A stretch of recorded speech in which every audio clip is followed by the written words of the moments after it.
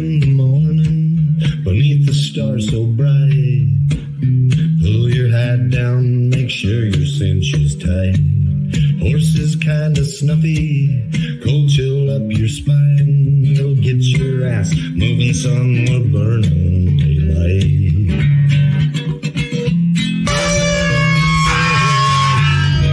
Howdy there, I'm Matt McKinley and we're burning daylight. In the saddle till the job's done right. Welcome to Burnin' Daylight, the only podcast for the working cowboy. Well, howdy there, daylight burners. Happy Monday. Hope the weekend treated you well. It was a pretty good weekend here. It's cooling off. What's that? Oh, guy that rides pins for us now, my coworker. He said summer ain't dead, but his back's broke. Still hanging in there a little bit, but we've had had really nice weather. Went up to Tahoe with my lady. We had our 9th wedding anniversary here earlier this week, so it was a fun little trip. And we went kind of tootling around, went out to brunch, and then just went on a drive, and it was fun. So anyway, I had a good weekend. Hope you guys did too. I've been kind of following. I don't know. I know you guys have. If you listen much, you've noticed I've been kind of on a on a football gambling kind of kick, and kind of following in those lines. Mackenzie Johnston, who her show's on my feed here, Cattle News Central. She's calling it, was it Livestock Digital Daily? Now she's got her own thing going over there, and but anyway, she does pretty good work, and so listen to it here on Burnin' Daylight Network or on her channels. It don't matter. Go listen to it. She does a good job. But she's been reporting on this this Cody Easterday ordeal up in Washington, and the guy that used to ride pins for me used to work for this Easterday outfit, and it was a big, outfit up there in I guess it'd be like Eastern Washington, and in the Columbia Basin, which I'm not exactly sure where that's at, but I believe it's kind of like Southeast Washington. But anyway, if you haven't heard, this guy is just been convicted of wire fraud and has is being sentenced to like 11 years in federal prison and ordered to pay restitution of $244 million. And it is a wild story. But before we delve into it, like, let me get back to the gambling part of it. Like, NFL has been really fucking hard to gamble on here this season. I don't know what it is. Like, it's like teams come out of nowhere. It's the NFL, and Jacksonville, who's been on a roll here lately. Are they a good team? It was starting to kind of look like it, and they were playing the Texans, who's a dog shit team. They were 0-2-1 going in this game. And did I pick Jacksonville to win straight up? Yes, I did, but I put it in a parlay. And it was a $5 bet that was going to pay out at like $26, something like that. It was a pretty good bet, and every single team on that parlay hit except for fucking Jacksonville. And son of a bitch. And in my case, it's a $5 bet. It's not a big deal. I put in $100 at the beginning of the season, and I'm still kind of hanging in there.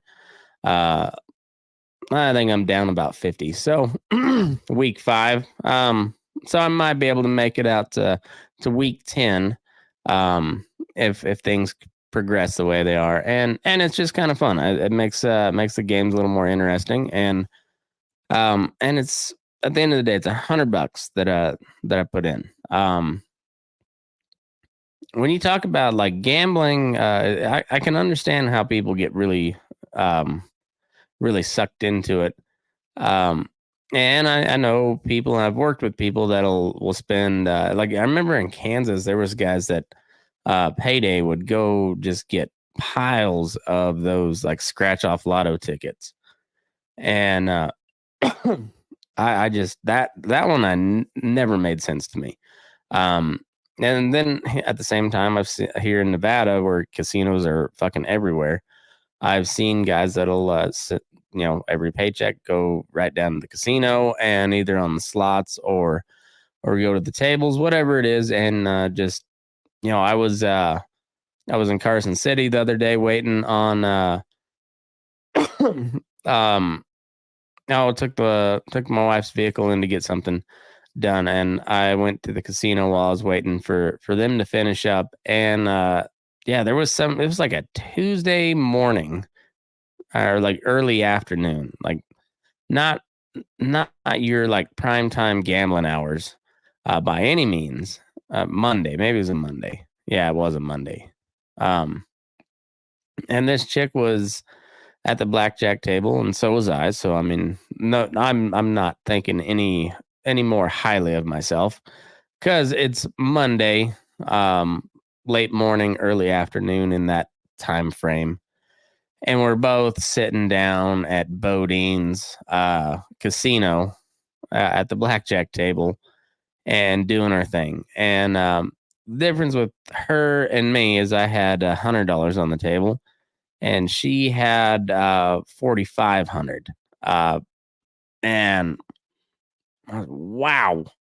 And she's playing like four different hands or three different hands, I guess is what she was playing. And yeah, and betting a couple hundo every single hand, and she was winning. And it's crazy deal gambling, and I kind of enjoy it, but I do very small stakes because I could see how somebody get drawn into that. And yeah, like I said, I know guys that spend an entire paycheck, and sometimes it pays off, and they gamble till it's time to come to work. And yeah, sometimes they're a lot wealthier than they were, and most of the times they're not. That's how gambling goes. Um, but this story that this Easterday saga, it's all, there's a gambling addiction for sure. That's a big part of it.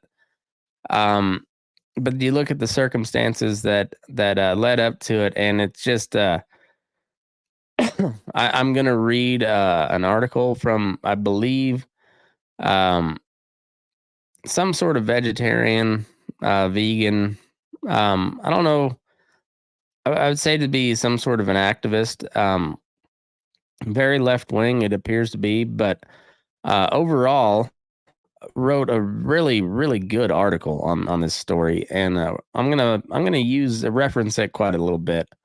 But also DTN did some good reporting on it, and like I said, McKinsey has done a lot of reporting on this, and so I've that's it's a pretty big story, and one that I've got a lot of mixed feelings on because, as you know, I never one to take a hard line stance on something without knowing all the facts, and then the more you look into something, you get to see that, man, it's a complicated story. So anyway, Cody Easterday was I don't know what his exact title was, but it was a family run operation up there in Washington, and Easterday Farms and Easterday Ranches, or Easterday Ranch. And it was a fourth generation outfit. And this article I'm going to that I'm referencing, I've got several of them up here, but so this guy that wrote it, his name is Lee Vandervoo. From what I can tell, he's I don't know exactly how you describe him, if he's like a freelance type of reporter, or I'm not real sure what you would call him, but activist reporter. Um, something along the lines. But Lee Vander Vu, strange name. Seems like he's probably kind of a strange fella. But who am I to judge? We'll take him at his reporting, and it seems to be pretty decent. There's some definite bias in there. But I don't think that's necessarily a bad thing. It's subtle, and then more than anything, there's some kind of laughable, in my opinion. No offense to this guy, just typical lefty speak. I think at one point he uses Latinx unironically. So that's fun. But anyway, this article is called "Betting the Ranch," and it starts off with kind of the day of so is this Cody Easterday is the guy that just got convicted and sentenced to federal prison. But it starts off with the story of his dad, Gail Easterday, drove head on, and it looked I could never find the off ramp that they're talking about, but apparently it's kind of a weird off ramp. But he went the wrong way and slammed head on into one of his own like produce trucks. I think it was like it was an onion truck or something. Didn't hurt his driver. That driver went across 4 lanes of interstate traffic, got T-boned by another semi, and then some debris hit a couple other people. And luckily, nobody outside of Gail Easterday was hurt. From what I understand, Gail Easterday was, he kind of exploded like a balloon, and not a pretty deal. And I guess it was about the same day that his son had confessed to this big scheme where he defrauded Tyson Foods, or Tyson Foods, whatever their official name is. But Tyson, one of the big packers, defrauded them of over $260 million. Over $250 million. This dude managed to get away from Tyson, and it sounds really salacious, and then the more you dig into it, and it's really kind of sad, because while he made off with a bunch of money, it wasn't so much that he was just like partying it up. More than anything, he'd got involved in futures trading, and got a little too cute, it sounded like, and lost his fucking ass. And we'll get into it, but it's a really interesting story. So how it all kind of started was goes back to like the late 80s, and this is I might as well leave that up there. It was kind of one of the early day, kind of the early days of like when the packing industry really started to reconsolidate like it did back in the early days of the US packing industry, which I've been on a tear on kind of the formations of the labor movement, and I've been doing a lot of research on like coal miners and stuff, but I'm gonna have to get a little bit more into the meat packing side of it. But anyway, they started off with this kind of a sweetheart deal with Tyson Foods, and it sounds very familiar to me because it sounds very similar to the kind of program setup that Cactus Feeders had, and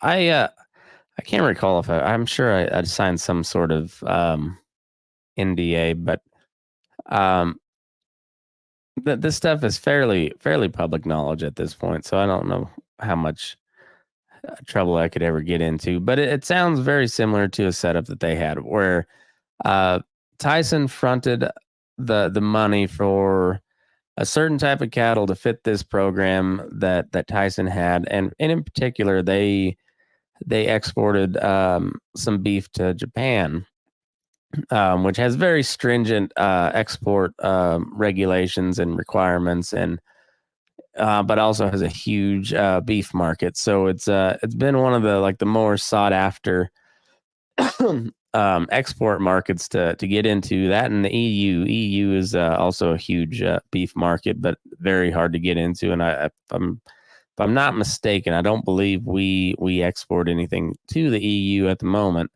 And for a while, we weren't exporting anything to China or to Japan either. And then in the Trump years, that has changed some. And but going back to the 80s, and I don't know what the the export markets were like at the time, politically, anyways. It's never so much about the actual economics of it. It's far more about the politics behind the markets than it is the actual market itself. Because when it comes down to the market, the Japanese like a grain finished, well marbled piece of beef, which they have some over there, but being an island nation, they only have so much room. They only have so much cattle, and they've got a huge population. Considering the size of the landmass, they've got a large population,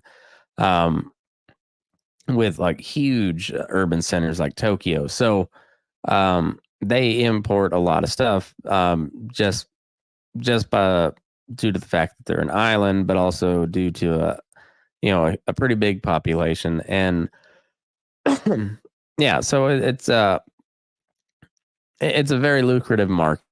And I don't know what it was like back in the late 80s, early 90s when this Cody Easterday really kind of he came on at like 18 years old. Real go-getter, I guess. Just like they said, he was kind of the embodiment of hustle. Just he was always finding a way to expand, get bigger, get better, make money here, be more efficient there. Just a real entrepreneur. And he enters into this deal with Tyson where they front him the money to go and buy these cattle that they want, that's going to fit their program. In particular, like they said, they exported some quite a little bit to Japan. And Japan's also big on source and age verified. So then he would raise these cattle and feed them out according to their how they want them, and they'd sell them back to Tyson, where upon the final closeout, he would pay back what they fronted him with, it was like a 4% interest, and he either ate the loss or he got to keep all the profit. And it was a pretty good deal when he was making money. Not so much so when he was losing money, but it wasn't so much the deal with Tyson that really fucked him. It was the commodities market and the futures market. So he was trading his own cattle and cattle that he did not have, that actually just didn't exist. Sometimes there were cattle he didn't have that they actually existed on the hoof. But more often than not, they were cattle that just didn't exist. He was either projecting, or more often than not, it was just or however he went on to rationalize it, was it was just to cover his ass, to try to hold on for another day. And it was your typical Ponzi scheme. As long as the money keeps getting pumped in, you can pay, rob Peter to pay Paul until there's no more Peter. When there's a lack of Peter, Paul gets sad because it didn't get paid because of the lack of Peter. No new Peter is a bad thing for a Ponzi scheme. And I guess if you're in the business, how the futures market works probably better than I do. That was the one area of my ag business degree that I really wish I would have paid more attention and actually soaked it in. But also at the same time, the more I learn about it and the more, like, I guess how I analyze it with my weird brain, the more I realized how it truly is just like gambling. And it's betting the spread on a football game. So like, I'm a big Bronco fan. And I would like to bet them straight up to win every game. I would like to, but I know that's not going to pay off. When the Broncos are good, they're good. So you can win money. You're on a 16-game season. You could almost every year 9 to 12 wins. You could bank on that. They were that good. They were always had a winning record. They were always in playoff contention or in the playoffs, and a lot of time making pretty deep runs into the playoffs. They're a good football team when they're good. So you could, most years,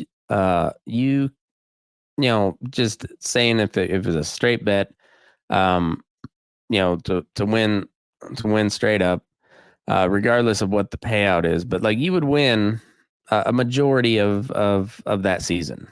You would have a winning record because the Broncos had a winning record. But then, when the quarterback retires and they're in a kind of a weird phase and they don't know exactly what this team's going to be, they don't really know who the quarterback's going to be. You still want to bet on them because you love the Broncos, or at least I do. But I don't want to lose money on them because they may not go 8-8 this year. Now they have a 17-game season, so they might, not. There's a good chance they won't even make a 500 record unless they have a tie in there somewhere. So I don't know if I want to just bet them to win straight up. So that's when you go to the lines and see what's the spread. All right, so they are a 3.5 point underdog. That means if you take the Broncos with the points, and you say they're going to lose, but it's probably going to be a good close game, and it's going to come down to a field goal, and the spread's 3.5. You're like, I'll take the Broncos. They can cover. They're not gonna lose by 4 points. It's going to be a field goal game. I'll take that. That's kind of like your futures contract. You lock your cattle in at a certain price on the futures market. And even if the cash price drops when you sell your cattle, you got that contract locked in and, at a certain price. And so even though you didn't make as much money as you could have, you didn't lose all that much money because you hedged them outright. And it's the same thing as betting the spread. And so now, like, the more I like to dabble in sports betting, and the more I look back on how much I missed out on the commodities market, the more I'm kind of relieved. At the same time, like, I wish I knew it better, but at the same time, it's like, man, that seems like a game that you can get sucked into, and it's all tied into this like really fucked up system of banking that we have here in the U.S. It's all based on you being in debt, and the less I really want to know enough about it to like really step my foot into. So like I'm more of a like a hard currency, like I'm more of like a cash a negotiated cash person. So like, we can haggle it out, or you go to the sale barn and people bid on your cattle, and that's the price, because that's what the people that were buying the cattle said on that day. And because you saw the bids, and that's how that worked. There was no contract with a whole bunch of hitches and giddy ups and what have yous. It's a straight up auction, and just who's got the money, who wants them, and are your cattle good enough to bring the money, or the people not like them, and there's always going to be like these these theories behind the scenes and a lot of times it's true that some big buyer came in and just blew everybody out of the water right off the get-go, and then was able to dictate a lower price on the rest of the day. But everybody knew that he had big money, and you couldn't outbid him, so they didn't even try. And so you have shit like that. But it's a true way to know like what the market is and what whatever it is you're selling is worth, and at the end of the day you have the option of buying them if the price is right. And it's like, I don't have the money for it, or they don't fit my program, whatever it is. Like the money ain't right, then you just don't bid on it. Where you get into these contracts and it ties you in, and that's kind of how this Easterday deal goes. It starts off as a good deal, and then you try to like, well, maybe it'll sweeten the pot a little bit, because say I lost my ass last year because feed prices were up. Maybe you didn't breed back as well. You had a whole bunch of opens, and you made a little bit of money selling the culls, but you really took a hit on that calf crop, and all things, you lost your ass. They're like, all right, maybe I'm gonna put a little insurance on this, and so you hedge them out, and hey, that worked out pretty good. And then you're like, all right, well, I'm not only gonna hedge them at this point, but I'm also gonna hedge another set at this, and and then the market really takes a hit, or the market really goes up, and you're just like, oh shit, and as with the price of cattle goes up, it seems like the price of everything else goes up. I mean, that when cattleman's having a good year, shit's usually pretty expensive too, it seems like. But regardless, say you hedge them at a lower price, and then the market jumps up all of a sudden, and well, shit, you don't lose your ass, but you didn't make near as much as you could have, and yeah. So either way, you one thing happens, one thing leads to another, and let's see, I'll put this back up here once I find the spot, but he was losing like tens of millions of dollars. All right, so over the fiscal year ending in 2020, Easterday Ranch's gross revenues had declined by almost half from the previous year, from 111 million to 65 million. And the ranch's investments had been wiped out entirely. The farm was similarly failing. So he had the ranch's side, which was a feeding and beef operation. And then they had like potatoes, onions, and whatever else it is that they farm up in the Columbia Basin. And they had about it was like 22, almost 20, like 22,500 acres. And about half of it was irrigated. Pretty big outfit. The farm was similarly failing, with gross revenues falling from 82 million to 52 million. and interest on investments diving even as the stock market was booming. So yeah, this is 2020. So in fiscal year ending in 2020. So that had been into September. So that's the market was starting to come back as like Florida had opened up and all these states were the pandemic really fucked a lot of cattle producers. A lot of cattle producers, a lot of feeders. Wasn't so much a deal for the big feeders, but it was for like the independent guys, and then guys like Easterday, who even though he had a really close relationship with Tyson, they when they when their production slowed and those plants weren't operating at full speed, and it caused a huge backlog in the cattle processing, that really hits a guy like Easterday in the pants, where he's running on the margin. Everything is tied in with the markets, not just cattle futures but grain futures, which you try to lock in your corn at a certain price, so you can maybe weather out the storm, get your feed prices lower, and have set yourself up for a better year. So then you're gambling on two different games at the same time, but those are parlays.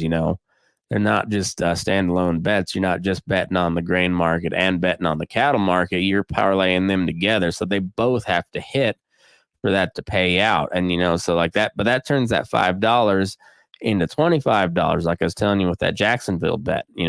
So that one, when you'd have been like cattle, hog futures, soybeans, corn, probably throw some wheat in there, and oil, because why the fuck not? And if they all hit, fuck yeah, we are eating prime rib tonight. God damn, yeah. And if not, you're just like, fuck. Except it's not just the $5 that I bet on it. It's like, oh, well, I needed that one to hit, so I didn't. My account's not empty. But back in the old days, you wouldn't just like be on a website like I do, where once it hits zero, then I'm like, well, shit. Well, I've got to go buy some Bitcoin because Nevada's stupid and they want you to go to the casino and bet at their book, which is fine. I have no problem with it, but I don't go to town to the sports book hardly ever. And actually, I don't know if I've ever actually put a bet down at a physical sports book. It's always been online betting. So anyway, but Nevada doesn't do online betting unless you go straight through the casino. And it's a whole process that I haven't gone through, and I don't want to necessarily. So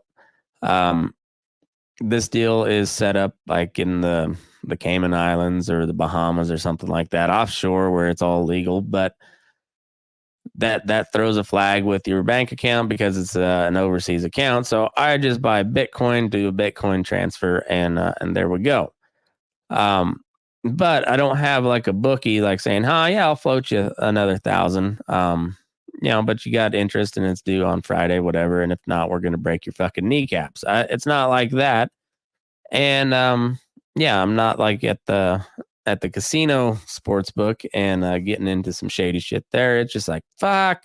All right, well, maybe I'll buy back in next week. Maybe I won't. I don't know. And then you look at the schedule and you're like, these are dog shit games. Maybe I'll just sit out betting this week. Well, they're like, oh, but then the UFC. And so we're like, well, it's the same thing with the futures market. And it just, it seems absurd that is how the basis of like the whole ag market complex is set up, is all based off of a physical product, and then like hedging it by just gambling, just wholesale, like sanctioned gambling. But we don't call it gambling. We call it trading commodities. And it's a crazy deal. So Coronavirus slowdowns at meat packers surely accounted for some of the loss. Cattle were hard to sell in 2020 while plants sputtered. Labor was scarce and supply chains shifted from restaurants to grocery stores. But a long-standing problem was also threatening the businesses. For years, Cody Easterday had been piling up staggering debts, gambling on the future price of beef. To cover his losses, he invented whole herds of cattle on paper, then sold them to Tyson while pretending to raise them on the ranch. In November, after a Tyson worker came to take stock of the herd, Easterday confessed the phony invoicing for the cattle that didn't exist and feed for the non-existent animals. So not only was he having them front the money, he was also charging them for the feed that he didn't actually feed out. And one particularly eye-catching invoice charged $5.3 million for 8 lots of cattle that couldn't be found anywhere other than on paper. $5.3 million. Let's see. So I'm going to read a little bit of this because, like I said, I think he did a pretty good job of not just like straight reporting like what happened on the legal side of things, but like painting a picture of how it happened and tying in on how the market is set up, how the industry works, and for what appears to be a plant-based type of person on the left wing, I thought he did a pretty damn good job. So I'll put a link to this article in there as well. You can let me know what you thought. But I thought he did a really solid job of telling this story. So, said to understand how the Easterday is unraveled in the system, first you have to know the system, know that the system is rigged, and that the rancher is to be a gambler, at least in a business sense, because the market for beef is more about enriching corporations than paying ranchers a fair share. Primary challenge is that 73% of the beef in the U.S. is controlled by 4 corporations. That's it. Despite the array of colorfully packaged this and that in the grocery store, the corporations either create or acquire the brands that give consumers a fairly anemic range of choice. The meat inside might come from different farms, raised in different ways or varying quality, but at the end of the day, it is bought, packaged, and shipped by the same few actors. And because of their market heft, these corporations increasingly influence how the products are made and the prices paid to ranchers to make them. Tyson is among the market heavyweights, along with JBS, Cargill, and Marfrig. So ranchers have long complained about the lowball prices from these companies. Nationwide data from the U.S. Department of Agriculture shows that they have reason to. Profits for ranchers have trended slimmer almost every year since the late 1980s, when those prices were first tracked. By 2020, the same year, the Easterday empire began to crumble. A rancher's share of the value of boxed beef shipped to retailers was 37.3%, down nearly 27% since 2015, when it was at 51.5%. This while the consumer price of beef soared higher than ever. So we all know that whole story. That's kind of it's like the siren song of the ranch producer, like it's or the cattle producer. It's just like that's always the case, and I hope it's not always going to be the case, but it sure seems to be. Anyway, for U.S. producers. So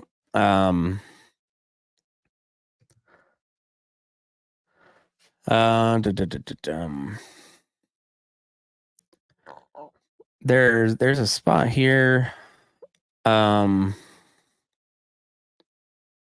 Okay, so when he entered into his most recent contract with Tyson in 2014, the corporation offered him a deal that's increasingly common. Tyson agreed to front Easterday the cash to buy weaned calves and to feed them, and to buy the cattle back from Easterday at market rates. When they were grown, Tyson would pay premiums for beef quality and discounts for deficiencies. But while that might seem like a sound arrangement, one with clear expectations and guarantees. It isn't. That's because once the cattle were grown, Easterday had to repay Tyson the money the company had loaned him to buy and feed them, plus he owed 4% interest on that money.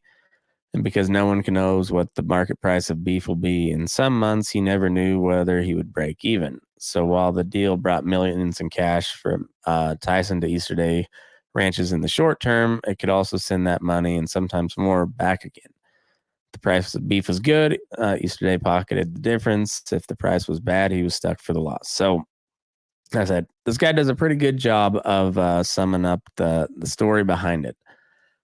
This practice is called formula contracting. It's a type of forward contract or a contract that sets prices in the future. It's not always a ruinous position to be in, but it is risky when contracting with a company like Tyson because Tyson's market heft can drive the price of cattle down by eliminating cash competition. Tyson points out the upsides: steady incomes, reliable markets, and easier access to bank loans. But there's no disputing that the formula contracting depresses the price of a steer. By spring of 2020, formula contracting ballooned to 70% of the market for cattle, more than double what it was 15 years earlier. There's a picture of Cody Easterday there.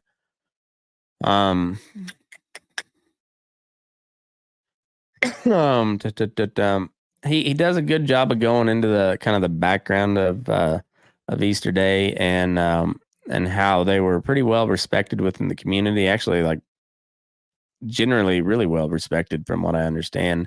They treated their employees pretty good, it sounded like.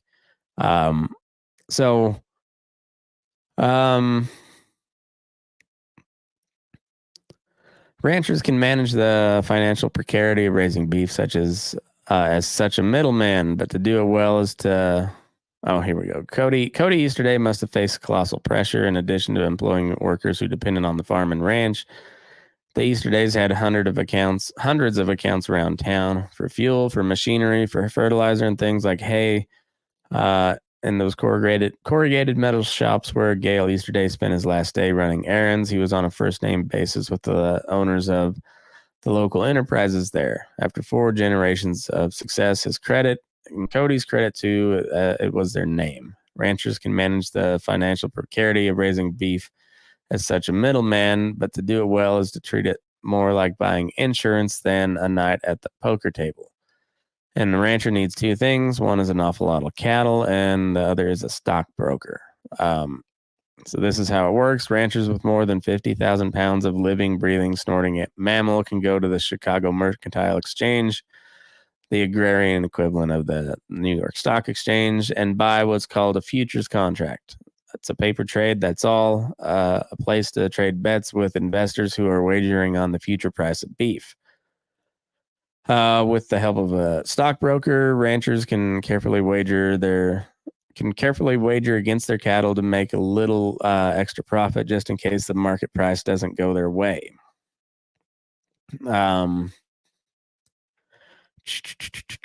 Where did it say?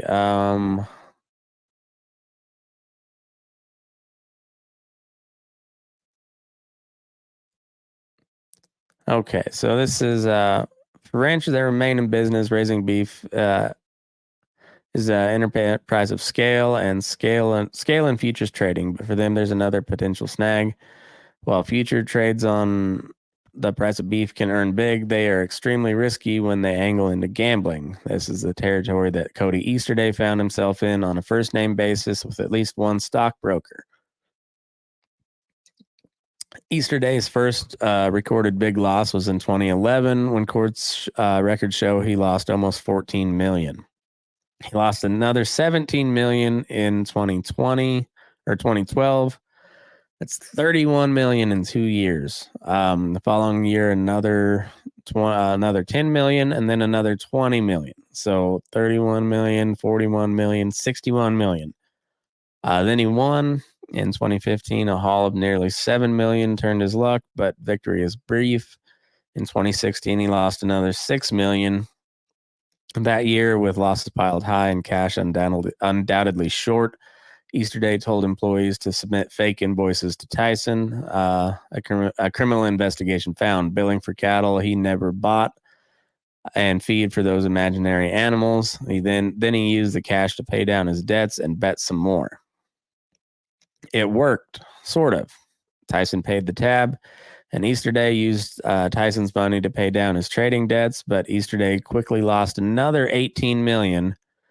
So he invoiced Tyson for more cattle and more feed he didn't have. Then he bet again, losing $58 million in 2018. So they just like keep getting bigger. For the next 2 years, he was in a nasty cycle, billing Tyson for imaginary cattle, then paying down the losses and trading again. Some of the fake invoices included PIN numbers, the animal's gender, even a financial analysis of their prospects in the market. Each sought millions of dollars for thousands of head of cattle. Hundreds of thousands of them were never real. By the time Tyson began to suspect the fraud in November 2020, Easterday had lost more than $200 million in the futures market. When confronted by a Tyson worker and next a trio of corporate honchos, he told them all he had screwed up and pissed it away on the mark. He disputed he had been stealing, calling the phony invoices forward billing instead. Like, I was going to have them. I just didn't have them yet. Yeah, it's like, just think of the sheer numbers of that. I mean, 58 million in 2018 alone. And all told, I think he's been convicted and sentenced, and but they're like pushing back I guess like the monetary damages that he has to pay. And it's all it all like hinges on how much comes of the bankruptcy deal. But a funny little story about how all this shit affects. I mean, like, I don't know if there's ever been quite a case like this. I mean, that there's the John Armour book that I had him on the podcast here a couple of weeks ago. And that story of the cattle wrestling deal, and that, that's a big deal. But that was like a quarter the size maybe of what the Easterday deal was. And the hell of it is, when it comes down to this bankruptcy deal, it just all that the court decided not to break up the assets and that sell it all as one bulk deal, and it sold for like $209 million. And so who in God's name has $209 million to buy that? Well, Bill Gates and the Mormon Church were the two people that bid on it, and the Mormons won out. So, I guess in that scenario, I'm not sure how much I like the Mormon Church. I know plenty of Mormons that I get along with them just fine. I don't know. I don't know if I like the Mormon Church any more than I like the Southern Baptist Convention or the Catholic Church. But I think I would. I think they at least have some sort of doctrine that stands behind them, or at least that they lean on. And Bill Gates, I don't think does. So I'll take the Mormons over Bill Gates 10 times out of 10 on that scenario. So, but also it's just like, man, it's just like feudal lords just coming in and swiping up more and more property. And you're like, your average family farm and ranch just continues to go by the wayside. And I don't know. I would like to talk to this Cody Easterday one time. Might be hard to do considering he's in prison now. He's been out on kind of hall pass type deals a couple times, but I wonder if he would ever sit down for an interview, but because I would like to hear like his side of the story and like what were the big grand plans? I like there um I forget which article it was in, so I'm not gonna pull it up. But there was like in one of these articles I read, there was a report of like there was private jet and a private hangar and stuff. So like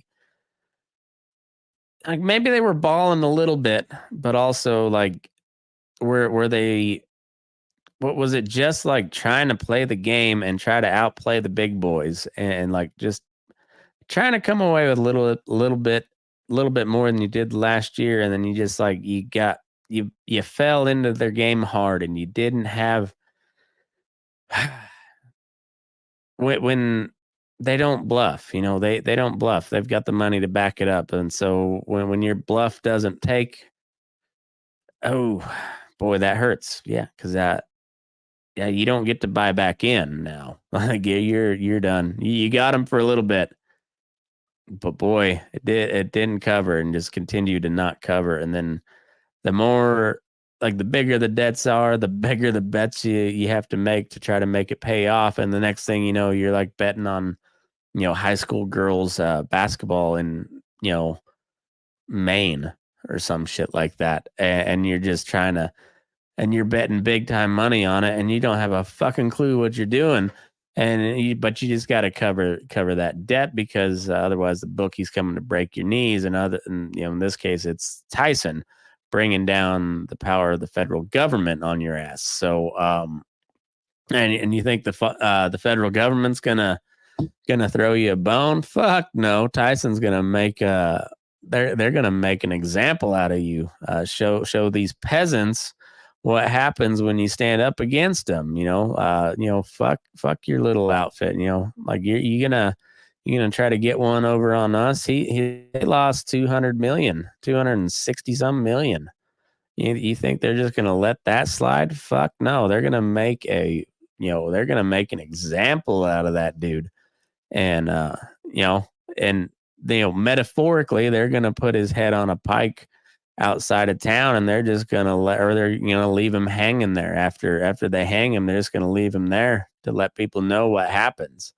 It's one of the older tricks in the book. It's just a little more sophisticated way of doing it now, where they you don't really hear any reporting of this in anywhere except strictly ag related publications. And so the only people that hear about it are the people that need to pay the most attention. And so it's like a shot across the bow to every kind of independent rancher, just like, hey, don't try to get cute here. Just know your fucking role and do your job. Don't try to get cute. Things are good when you play by our rules, but you try to get outside that, and yeah, that's what happens. So it's one of those, and I can't say the guy was he was obviously at the end of the day he was wrong. He stole a shitload of money that wasn't his.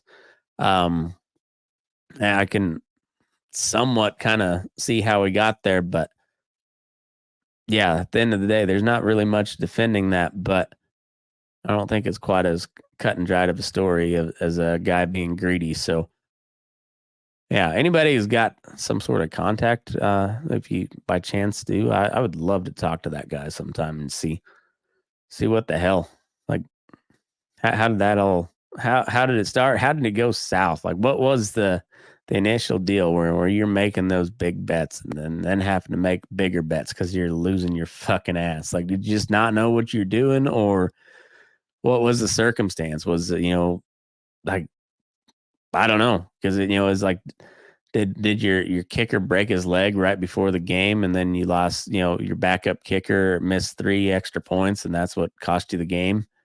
Is it shit like that, like one-off stuff, or is it like, no, you just made the wrong fucking bet?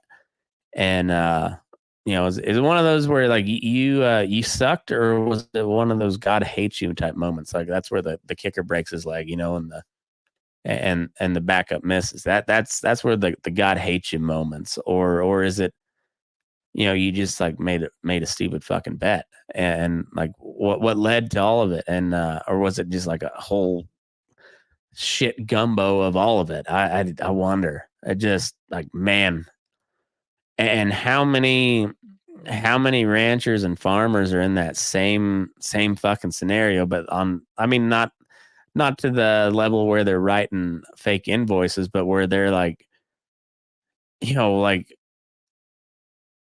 any sort of dip or huge change in the market and they're fucked. Like there's plenty of you guys out there like that. And man, I don't know what you do. Like it's kind of how the system is right now, and it sucks. And there's certain ways to get out of it on a smaller scale, but man, like if you're running several hundred head of cattle, like there's not many ways around it like that. You gotta play their game, or there's just not much other choice. And so, I mean, it's always kind of a hats off to the guys that reach out and and try to do something on their own. But then you see, like, I was talking with Jen here a while back with sustainable beef, and then you have Walmart buying a big a large minority share of that deal, and you're like, well, shit. I mean, I guess you had to expect it at some point, but like, is nothing sacred? Dude, is there nothing? And there's like, well, fuck. Maybe Easterday would have had the money, but he would have had to write a couple more pins of fake numbers to Bill Tyson, so he could have fronted the money to invest in this type of deal. And outside of that, like, I guess Bill Gates, you're gonna go make a pitch to Bill Gates to invest in this deal because it's better for the American producer when he's trying to get everybody to eat bugs and fake lab grown meat. Like, where does the money come from if not Walmart? And so it's like, fuck, man. $400 million is a lot of fucking money. That's that it takes to build that processing plant. And you could take all the wealth of every single independent rancher in the United States that's got more than 50 head of cattle, and I don't know if they could come up, like if you force them to like come up with $400 million to build this plant and still be able to make their outfit work, I guarantee you that couldn't work. They couldn't make it work. It just they wouldn't be able to pencil it through on their outfit. And so where does that money come from except for places like Walmart? And just, are you just making a deal with the devil? Probably. Was there any other choice? Not many good ones that I can see. And so I like, there's got to be some way to like break out of this cycle. A recession will help. It's not, a recession's never good, but if a recession's bad for your individual person, it's pretty shitty for a bank too. And I don't know. I don't know. There's but then when you look at when all the dust settles from this impending recession, and I don't know if there's going to be any sort of collapse. I hope not. But when the dust settles, you'll just see more and more consolidation. You'll have groups like BlackRock buying all the rental homes in the major urban areas, and then you'll have people like the Mormon Church and Bill Gates and other groups like BlackRock buying up all the farm ground, and pretty soon it'll be like in Western Kansas where American Implement is the John Deere dealer, and they not only do they sell all the tractors and shit to all the farmers around, they own a bunch of ground, and then they're owned by John Deere and or they're affiliated with John Deere, so then they have the mechanics that can work on your new John Deere equipment. And because if you work on it yourself, then it avoids the warranty and shit and all that, and then yeah, it's a whole racket.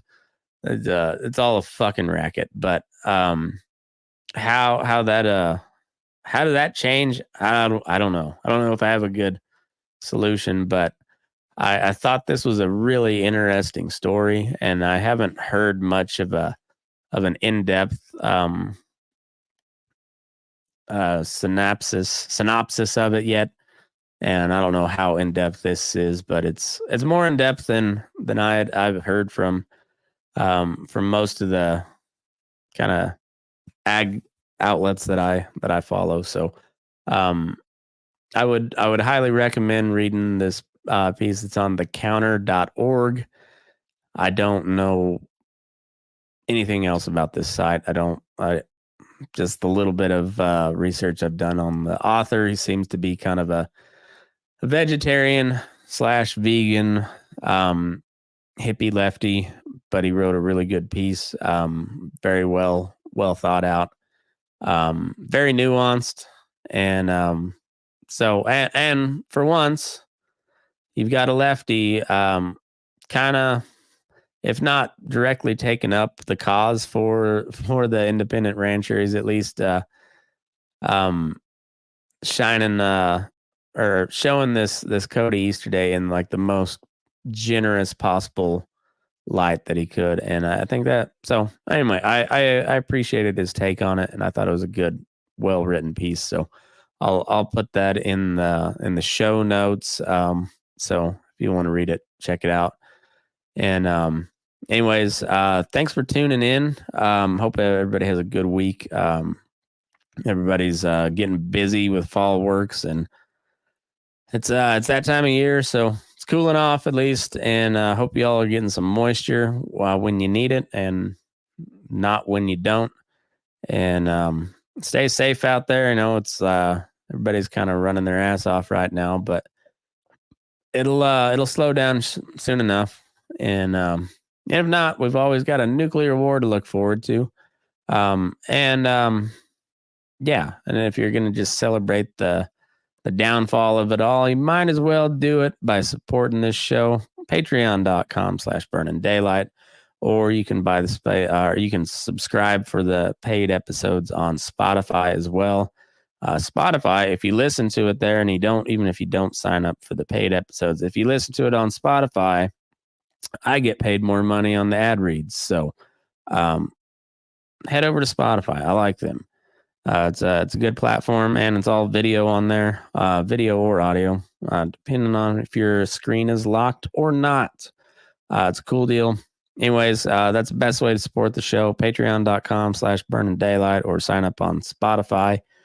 You'll get some bonus content. You'll get the everything a little bit early, except for the live streams. I can't really double live stream it. So either way, Fence Post Politics, it's about the only episodes, or the Bull Session. Those are about the only episodes that you don't get early, but you typically get bonus content on those. So anyway, starting at $5 a month. So that's how you could help the show. And tell a friend if you would. Share this stuff around. Yeah, I would like to make a little bit of money at it. So if you could do that, that would help me out. And on that note, don't let your butt crack, and move your ass. We're burning daylight.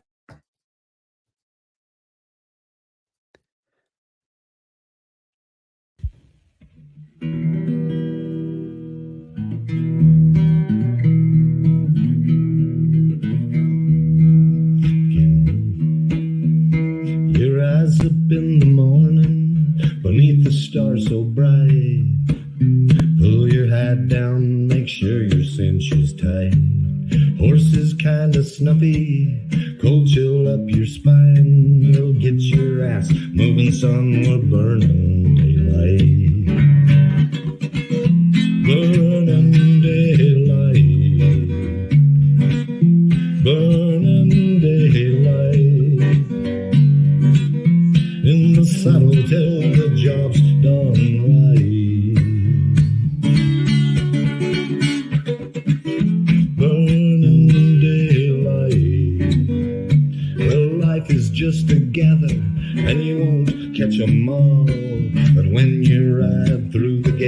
make sure you sit up tall.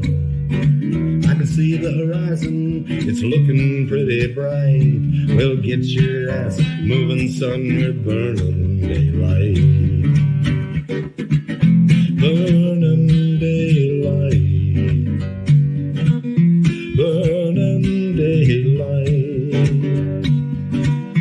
In the south, till the job's done right.